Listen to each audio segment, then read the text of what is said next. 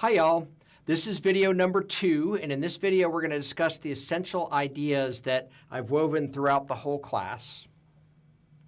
So I've identified 5 essential ideas to keep in mind as we go through the course.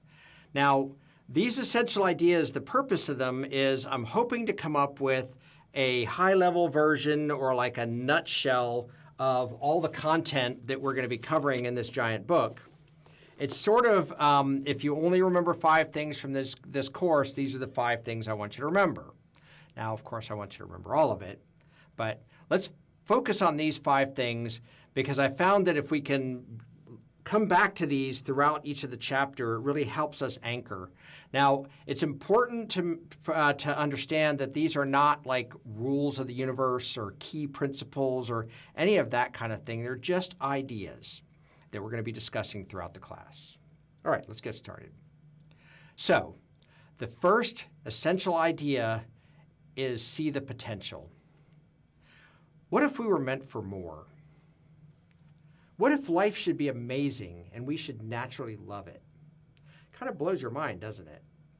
But I found in my experience that if I can see the potential in myself and in others and in life, it opens up a whole new world of possibilities. It shows that maybe there is possibility for us to change.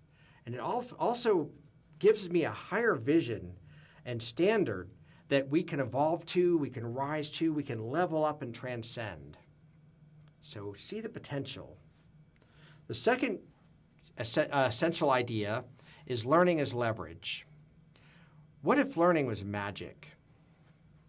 We use the word magic and we think it means that it's something outside of the natural laws of the universe. But in reality, magic is just something we don't understand. In physics, there's a concept called leverage.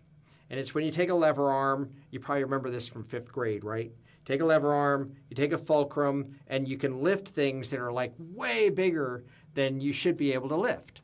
And somebody looking from the outside who doesn't understand would say, wow, that's magic. But if we understand the science behind it, we can create results that look to others like they're magic, and we can create those results reliably. And that's what learning is. If we can get better at learning and at learning to learn, then we can create that magic that will help us give the change that we're looking for. But if we want to do that, we need a whole new definition of learning that we'll cover in later chapters. Okay. Essential idea number 3, we all rise together. What if we were all meant to grow together? One of the inescapable characteristics of being human is that we're interdependent. Everything we do affects everybody else around us. We get better results when we work together. We solve problems better together. We learn better when we co-create learning together. So the challenge in this is to embrace the idea that we all matter. Now, this is a lot harder than it seems. We'll talk about that later. But if we can embrace this idea, if we can get our arms around it, if we can become good enough that we can all matter, then all of us rise together. All right. Essential idea number 4, rethink everything. What if we don't actually know anything? So think about how much energy we put into acting like we know.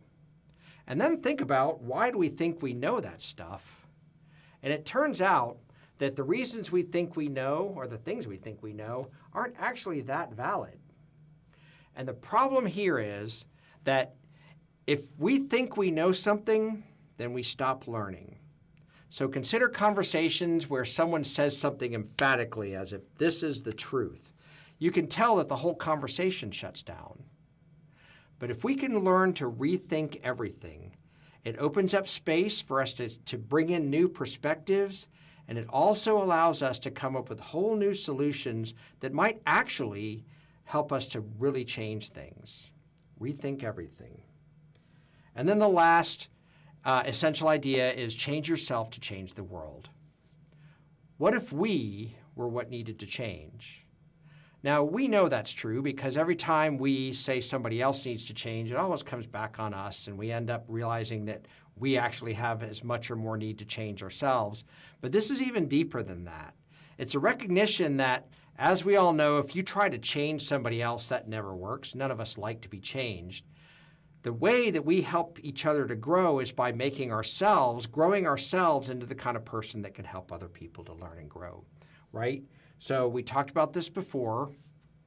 If you change yourself, if you learn how to learn, then it helps you change yourself and become healthier, which means now you're more effective at working with other people, and now they are more comfortable working with you, and they can change and become healthier. And as they change and become healthier, then it spirals back up, and they now become better at working with you.